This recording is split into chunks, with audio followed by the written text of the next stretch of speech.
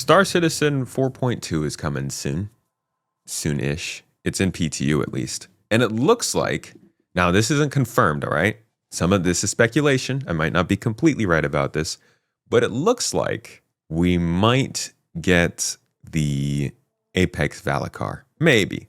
It's rumors and hearsay and, you know, just talk at the water cooler, but they are seemingly dropping them in one at a time. So it might be 4.3, right? They might do a 4.1 for the juveniles or the annoying teenage Valacars. They might do 4.2 for the adult constantly complaining Valacar, and then the Apex let's get you to bed Grandpa Valacar is a 4.3 kind of edition. And that comes from, where the heck is this panel? Here we go. They showed us this. So these are the different ones. To each size. So this is the one we got in 4.1 at the Hathor locations. These juveniles will respond to stimulus such as noisy footsteps and loud mining beams. This will cause them to burst out the ground and attack anyone who's disturbing them. And you'll find these in caves near valuable harvestables and minerals. So for our next size, adults. Now, I'm betting these are definitely in 4.2. Okay, I don't even have to bet about it. I think anybody who's paying attention to vegetables, green nutritious vegetables would know. Leaks, if anybody's paying attention to leaks, they would know that these are going to be in the next update. So that's another one coming in, another sandworm. The adult Valacars know not to pick fights and tend to remain to themselves. However, if you exterminate too many juvenile Valacars, this will cause adults to show up, which are 3 times larger and a lot more angry. Creature sizes are great because they allow us to create varied experiences as well as show you how creatures grow and evolve in the environment. Video's quiet. Man, why is CIG's YouTube volume always quiet?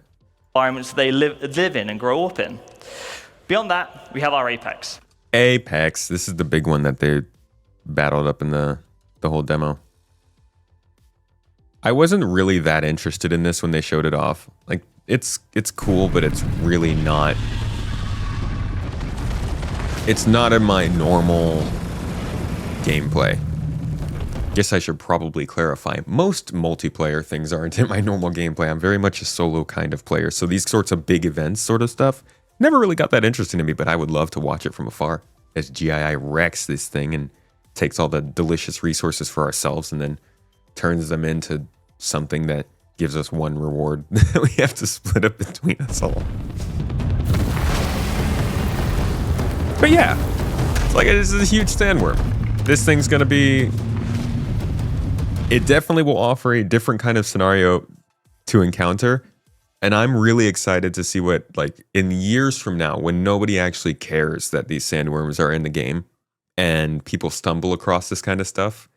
It's like when you're playing a new game and you're in some hazard area and then suddenly an alien starts attacking you never expected. That's what this is going to be. That's what these other sandworms that we're looking at is going to be. Like, at some point, somebody's going to stumble into a cave and come across a sandworm that's scary as shit, and it should be a good experience. I'm glad that they're adding this stuff. But the reason I bring it up is because we could go all the way back. 2016, everybody's favorite demo. We'll be stopping off at this video twice today, actually, so stay tuned. This was like the big, if you go back and you just look at, like, you search for Star Citizen scope creep or something, I guarantee the worm pops up somewhere. It's got to pop up somewhere. Come on, worm, don't embarrass me. You got to be here somewhere. All right, the worm's not here. Well, here's the demo at least. So sometimes you can find it. Oh, and here's this is the same demo. So this demo itself gets referenced fairly regularly, I would say, throughout Star Citizen's development because it was such a standout demo at the time. Planetary development like this, creating a planet like this was just not common in the industry. I mean, it's still not common in the industry. And it's funny to me. The most funny part of this is that if you go back and you look, you can see that this is a Planet Tech demo. This is like last year's when they came and they showed us all of... Be like this, basically. It was like a very shrunken down version of this. just giving us an idea of how planet tech works, right? But when they presented it back then, they did all this talking about how the planet tech works and what it's supposed to do, and like it's very cool. But then they show us a gameplay demo. So it gets everybody thinking, okay, well, this is the gameplay. Like, this is what you guys are trying to get into the game right now. And a lot of it, I mean, some of it did. Like the UI, the vehicle, the weapons. Okay, sure. But the scenario, the travel, the actual planet itself, and of course, most importantly, as of today, the sandworm never materialized. And so it became like just an icon. Absolute icon, a monument to the scope creep and just presentation style of CIG and how they would come up with these ideas, show them at a CitizenCon, and then take absolutely forever to get them into the game. And here we are. Beep beep, we made it. It's forever. We are looking at getting the sandworm into the game in 4.2. So right now it still says new creatures, mysterious, but I think we're all pretty aware that it is at least the adult Valakar. Might not be this Apex boy, but it's something bigger, and they're working towards it. Maybe that's 4.3. So that was the first thing that I wanted to talk about coming in 4.2. That's not the only thing though. Like I said, we have another thing to look at during this event, during this demo, because like I said, dude, they just put so much stuff in here that got people excited. Somebody said space whale bait.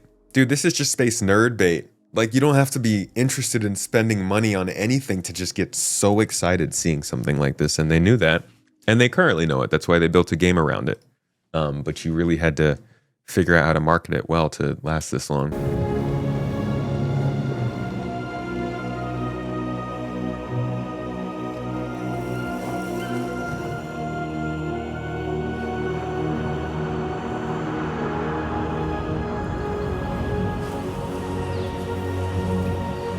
This actually does look quite a bit like Hurston. Like, I do think they've gotten to the point where the planets fit this demo. If there's one team that's always been pretty reliable from CIG. Oh, my camera went out. If there's one team that's always been pretty reliable from... Why is this camera going out, man? All right, I'll let you guys watch this while I fix this.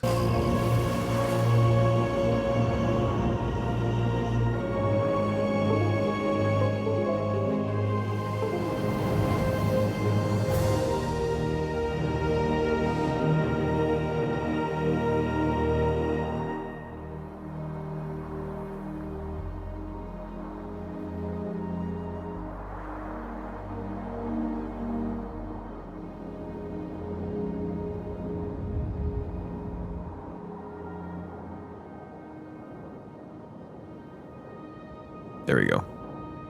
I need to sell this camera. I could sell this camera and probably like buy 2 nice cameras for it. Such a waste. I missed it.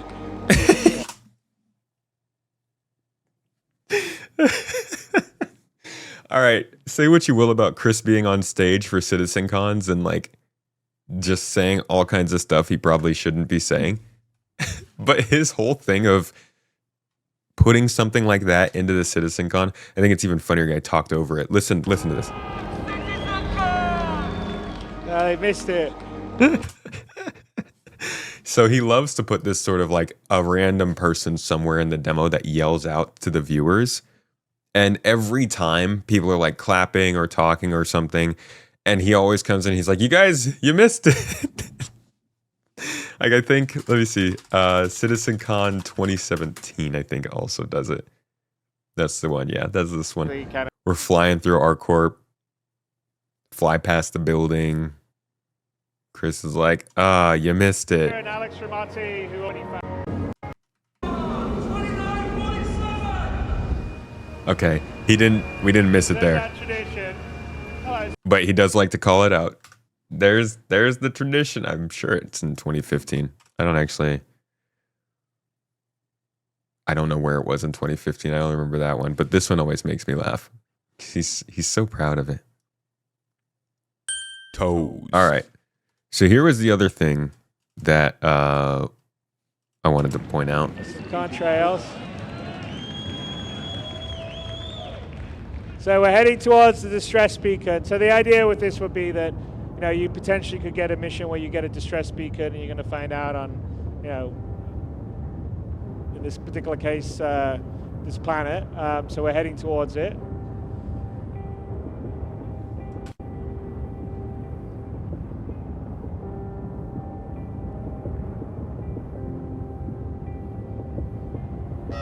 Yeah, we're at Planet Tech V5 now. Right, so I think this is telling us the atmospheric conditions are unsafe. They changed from V3 to V4, I believe, when they changed their height maps. The V3 V4 changeover was a very small one. V1 was this. Well, actually, V1 was Delamar after this. V2, I believe, was when they added Microtech, I want to say. That might have been V3. It's hard to remember. And V3 was height maps. I made a cinematic for that, I remember. And so we're working towards V5 now. I don't remember when V4 came in. Just a lot of Vs. One of the key gameplay things we want to do on, because obviously the planetary tech is going to allow us to have a whole bunch of play areas we don't normally have, is to encourage players not to always, you know, maybe you can't always fly there. Maybe you have to get out and use your rover, for instance, which you have. So that's something that gets said in speculation all the time. It's something players hope for. It's something some players don't hope for. They don't want to have to get out of their ships, but it is an idea that was planted right here. Actually, planted well before that. It was watered here.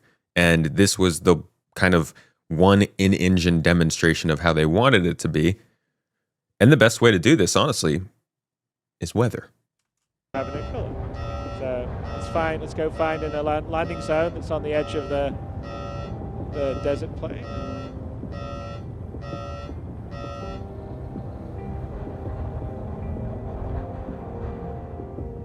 Though I do wonder what else they can do besides weather. Obviously, turrets and deterrents and stuff like that, but a turret kind of gives you the sense that it's a person still, that it is an entity that you've been alerted to have been somewhere, and I think it's nice to have things that keep you out of areas that don't necessarily feel hostile. They just feel like things you would rather avoid.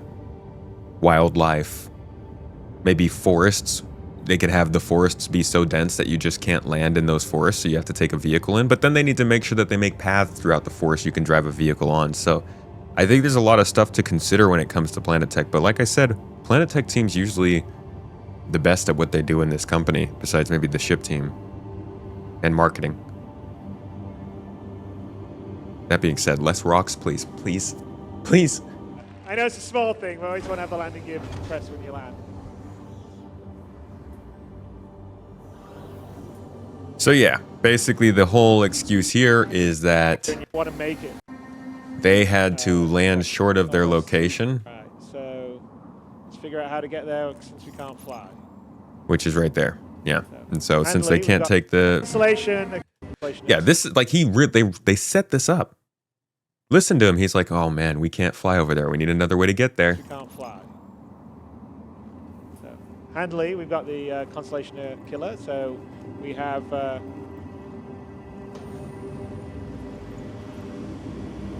rover. So, you know, you saw the Constellation Killer commercial a while ago. We are now doing this in-game, in real time. Awesome. Yeah, they didn't have ground vehicles before this. Ah, progress.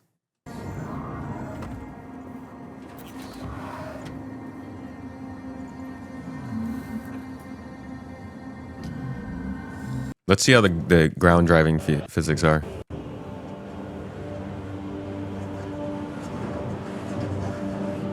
Dude, I wish I could go downhill this smoothly. Oh my gosh, what's the gravity on this planet? Must be like 2G.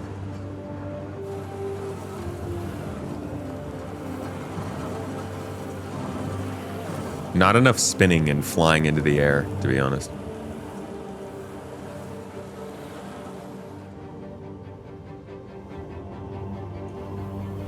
Such a beautiful planet, though.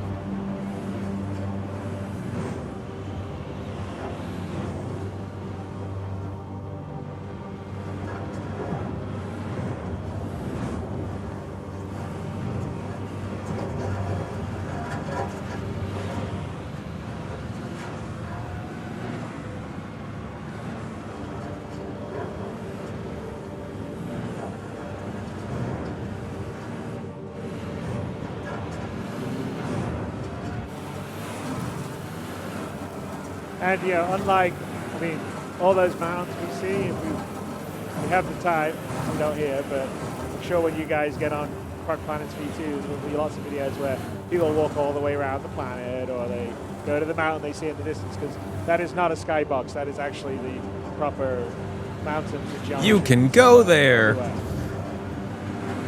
And that's actually the liberating thing with this tech is when you build a planet on a planetary scale at this level of detail, and of course you can see up close that it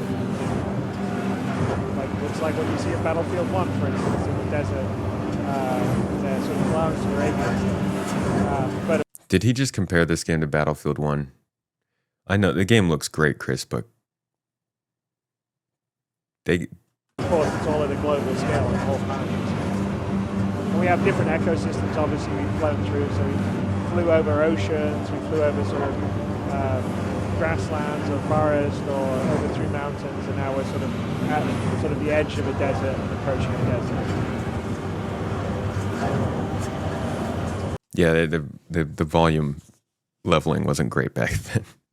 So they drove and drove and drove and like found a distressed place, and then they got ambushed by some NPCs, and then they explored another area.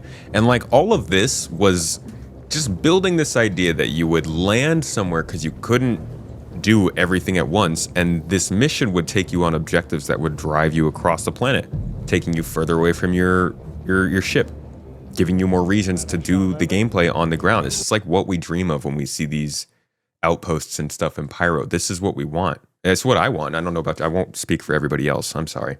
Forgive me, please. So sorry. But this is what I want. I want a reason to land my ship in one place and then spend hours on the ground there doing different objectives and stuff.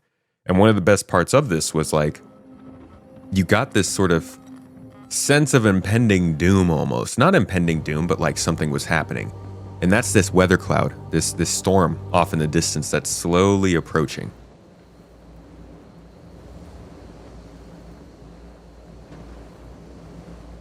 Not a single rock on the ground. Too much just sand here. Oh, dude. But seriously, this is... So somebody asked, Lear? Yeah, this is Lear 3, I believe. And just like this is such a beautiful planet. Desert, small oases, oasi, I don't know. Which was probably placed there on purpose for this demo. But still, it looks nice. I like this planet. Hopefully we get some more convincing deserts in Terra.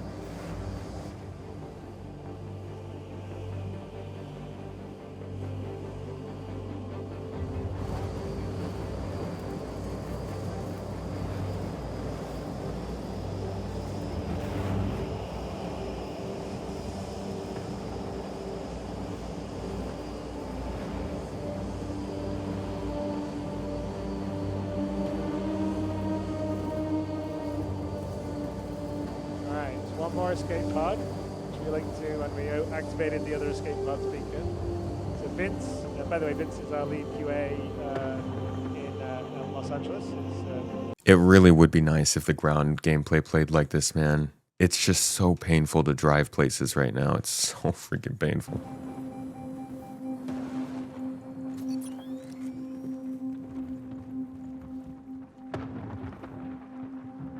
You hear the lightning in the distance.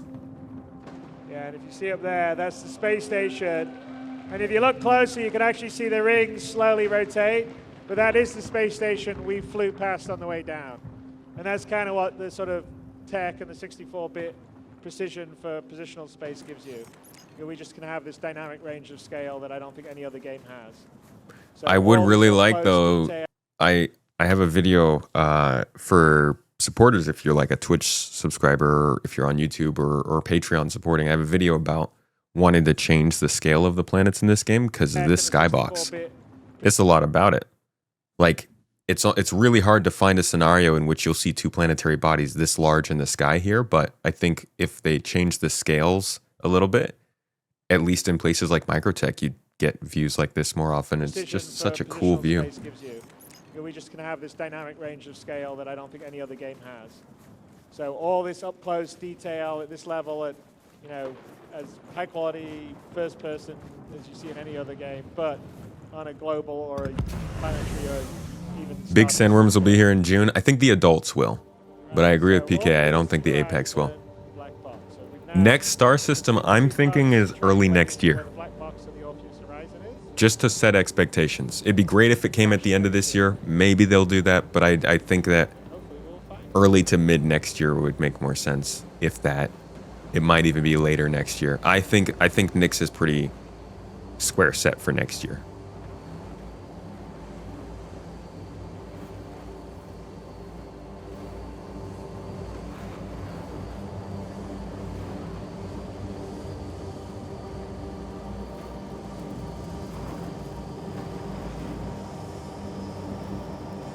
Vince is undeterred by the impending sandstorm.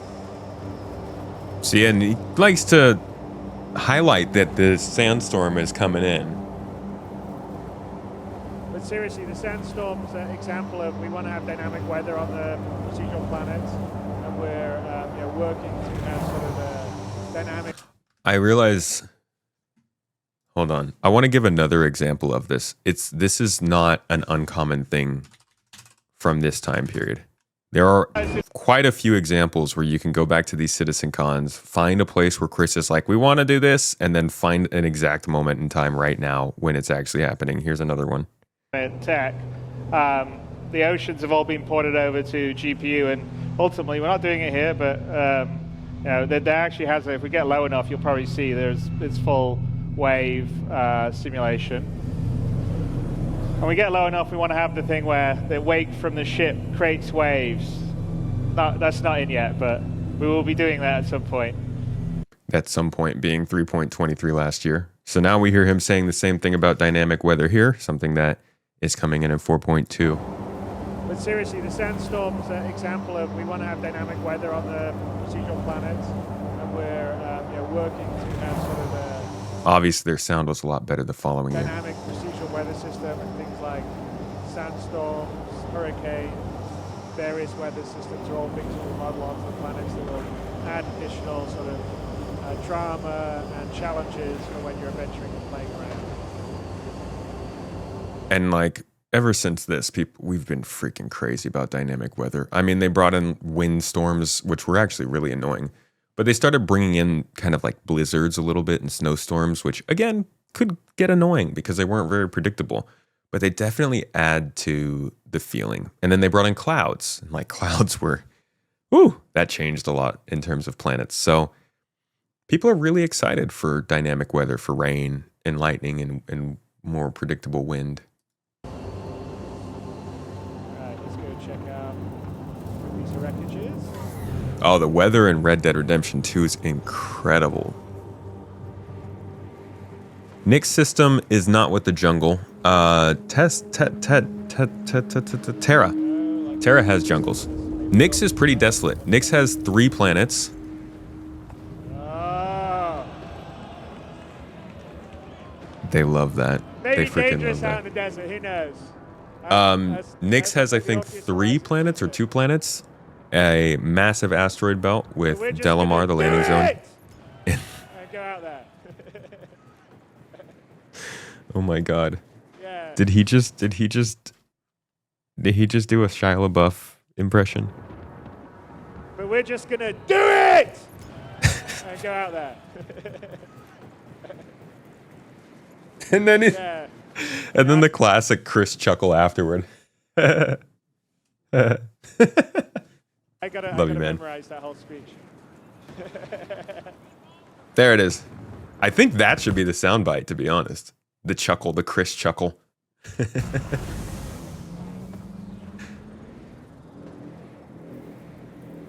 I would hope Nyx would be there quickly, but folks, I think the biggest thing that they have to deal with when they're making these star systems is all of the missions and specific points of interest. And it doesn't seem like that comes quickly just yet. This year, yeah, but if they're working so much this year on the active narratives we're doing and all these missions they're dropping in now, then can they really get them good to go for Nyx? There. And when I say good to go, I mean like in a predictable or in a reasonable way. I don't want to see Nyx get dropped in and feel like Pyro 2 or Stanton 3. I'd like Nyx to actually have a different feel than the other two systems, which, even outside of the law system, it just depends on factions and reputation, and I just don't know what they're doing with that. So I would be interested with Nyx coming in, but I want to know it's actually going to matter.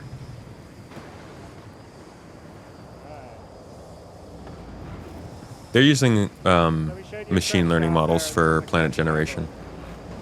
They actually talked about that at CitizenCon last year.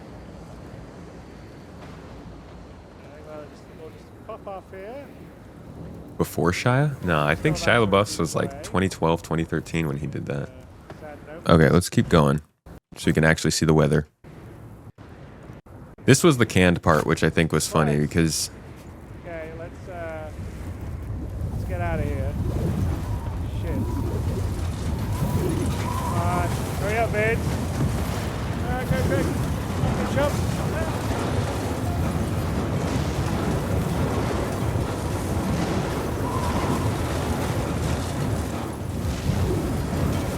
So like there's plenty playing out here that's canned. I think the entire storm itself is obviously scripted and it was meant to arrive at that exact moment and all that stuff. But it's supposed to at least give some vibe of this, and I think this also gives me the energy of the radiation pulses in Pyro, where you just need to make sure to find some temporary shelter till it passes. So, you know, we're right here for this. I don't know where the Pyro radiation pulses are, but it does look like we're about to see some rain and storms that will cause ships to not be able to go places, and as artificial as that might feel at the time, it's a start. Definitely need more reasons for ground gameplay if they're going to keep on putting these ground vehicles out, giving us ground locations and stuff.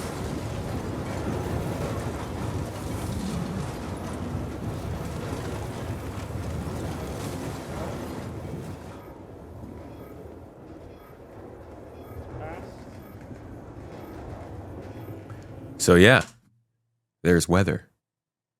Coming in 4.2, it seems. So between the sandworms and the weather, this demo itself is covered fairly well in 2025 editions. Good for them. Just a solid 9 years. But I mean, you know, it is coming in. I do appreciate that, like, this stuff didn't just completely get dropped. And hopefully they keep doing that for everything that we've seen back then. The other thing, though, this is not the only CitizenCon that they have graced with some additions coming up soon. CitizenCon 2019 also has the lovely Disguise demo. The infamous break into the security facility demo. This was definitely one of those missions where everybody was like, myself included, absolutely myself included, was thinking that they were going to actually give us a mission similar to this. I didn't think it would be exactly this mission, but a mission in which we did have to at least go to some point of interest in microtech and do something. We're through. Alas, it's been 6 years since we watched this demo. But another look at the things that they gave us and told us and tried to show us at CitizenCons an old, and a reminder that CitizenCons now, I think, are better. I don't think they're perfect, but they don't really do the big gameplay demo anymore. They just kind of show off different segments, which is kind of a better thing, right? They didn't do that last year. They just did the 1.0 talk. Year before that, I think we just got the Squadron 42 gameplay. No. That was, I don't remember the year before that. That's where I was. I was too drunk. I think you'll find everything you're after just over there. Ooh, over there. Thank you. So this is you getting a disguise, but it was horribly RP'd. And it was made to show off the cloth text, so they had to pick it up off of something. And then it got kind of stuck, which was awkward. Nobody saw that. So, it's early days yet, but the idea is that all the outfits, like the cloth outfits you have, will be physicalized. We'll have some stuff we'll show a little later. So we have the sort of new cloth stuff that I think we've shown in early days before, but you'll be able to take your jacket off, drop it on the ground, it will crumple on the ground. wave it around. Early days. And so Those early days are very long. we're No, that was a is, Valkyrie. the right, This is a long time ago. Suits, armor, and we're also going to be very focused on giving you positive and negative reasons. So like, if you have a big armored suit, that's not something you can sit down and say, fly a fighter with or something, but it may be what you need outside to survive a hostile environment. Now, they still talk about this. I don't want to see them go back on this at some point and be like, oh, we feel like players have been really impacted by the fact that they can't wear heavy armors while flying fighters, so we're going to give you the ability to wear your armor. Like, I hope they stick to that, because that was also a thing that was like, okay, there are reasons to wear different types of armor, and they still talk about it. Environment. So we grabbed the chip already. Yeah, faithful on that one. Yep. Okay, let's head up and get on the worker shuttle to the Microtech. They also used to do these. I'm sorry, I know I'm talking a lot. They also used to do these demos where Chris would be like on the stage, both directing the instructions, explaining what's going on, talking to the crowd. It was just so much, and I think they do it better now. Research facility. Hello, everyone. It looks like we've been given your clearance. Thanks so much for waiting. And this Another fun will allow us addition to that we embed saw in this UI demo. interactions much easier in the game. So we're up on the rooftop shuttle area.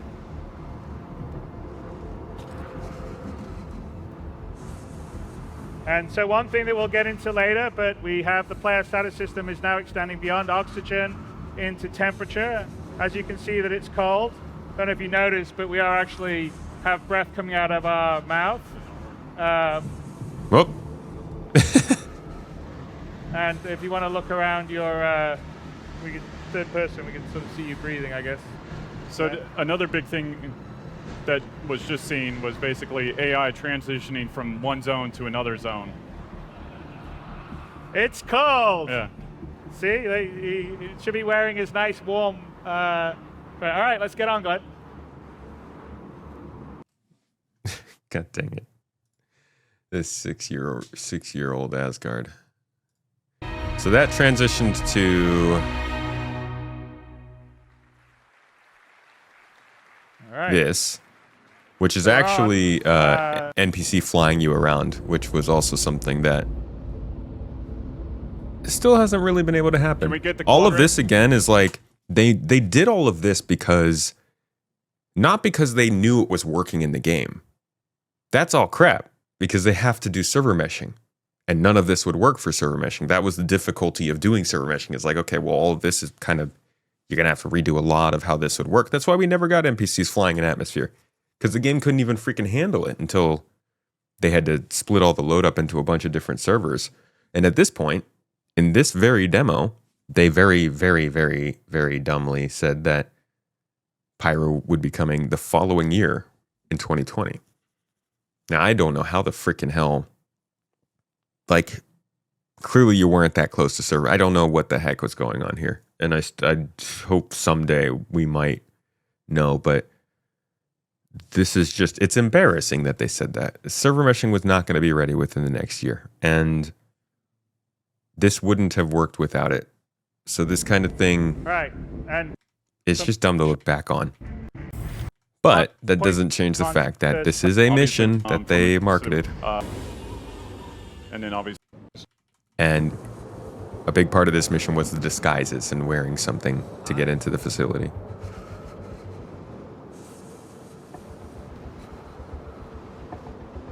Hey, Space Marine. Good to see you today.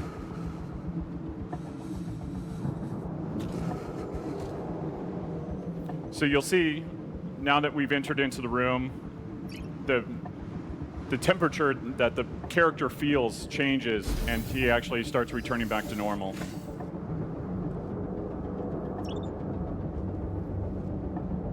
Yeah, we need more civilian life in this game. Everything is at the risk of getting shot. Where's my security personnel? Brigadier.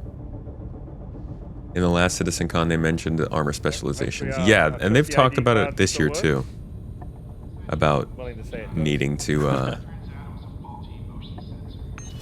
have the right armor. So this is all about getting in here So, and benefiting from looking like you're supposed to be there. or not. Come to that, and it is dynamic. So it's set up. So not going to have. We've got a couple of elements still to come on the fully dynamic planetary weather, which would be volumetric planetary crowds and volumetric ground fog. We have a large amount of the pieces in place for our weather sims, and we'll get into that in a little bit. But let's carry on with our mission. So we're gonna go look for the data center to try and steal the algorithm. So it says it in the demo. It'd be or so funny if you took off your lab coat right now and everybody starts freaking out and being like, "You're not supposed to be here." basically in the mission briefing that you're looking for server number 5. So we'll be looking around and getting closer and working our way over there.